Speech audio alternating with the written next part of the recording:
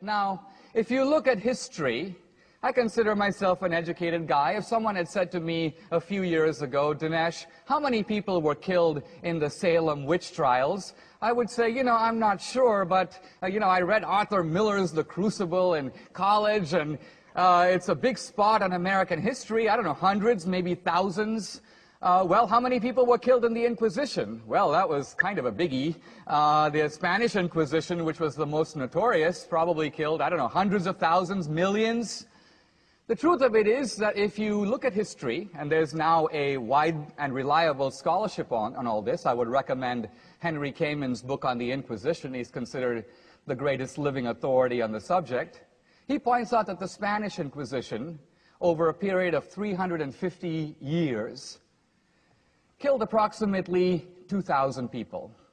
I'm not exactly a math major, but by my count, that's about 5 guys a year. Now, that's about as many as Pol Pot killed on a good afternoon.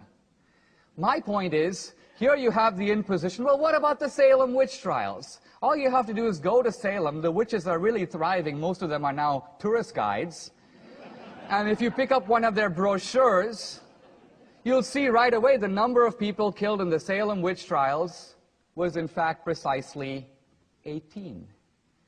Now, that's 18 too many, or 2018 too many, but look, let's keep a little sense of proportion or balance. While the atheists are crying crocodile tears over the crimes of Christianity that occurred 200, 500, or in the case of the Crusades, 1,000 years ago, crimes that, by the way, are unrepeatable today. We're not exactly going to have the Salem witch trials here in Pasadena next week. Meanwhile, the atheists completely ignore and duck and try to get out from under the crimes of atheist regimes, which are not ancient. In fact, they have occurred within living memory in the last century.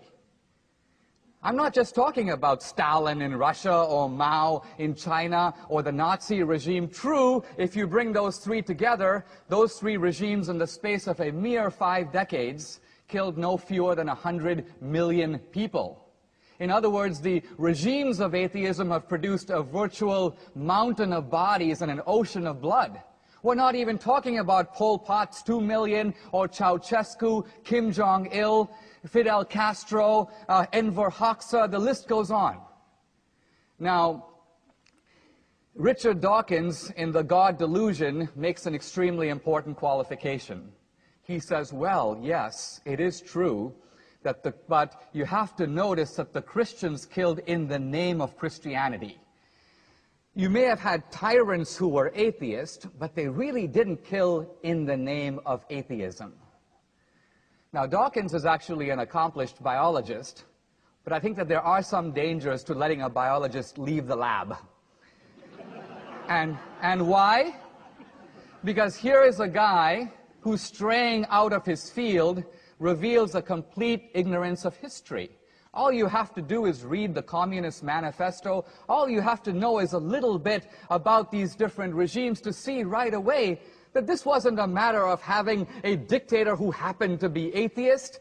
The whole idea in Marx is that religion is the opium of the people. The whole idea is to create a new society, a new man, and a new utopia, liberated from the shackles of traditional religion and traditional morality.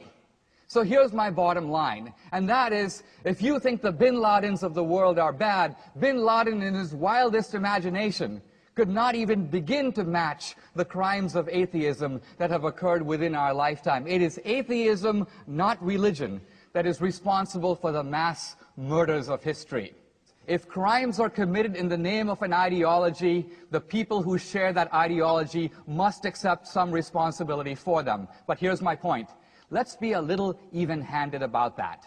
If that is true of religion, it is also true of atheism. The atheists don't get to dodge and say, well, really, but we wouldn't do that. We're such nice people. The atheists don't get to blame the Christians for Torquemada and then get out of the blame for, say, Stalin. We have to use a single standard in this argument. So I think at the end of the day, we will find that there is good and there is evil. It is, of course, in human nature. We're going to see it everywhere. But if you toll up a little bit of a balance sheet, I think you see that our civilization, including the values that those of you who are secular cherish, wouldn't be there if it wasn't for Christianity. In this sense, I think you can say, even if reluctantly, even Michael Shermer, thank God for Christianity. Thank you very much.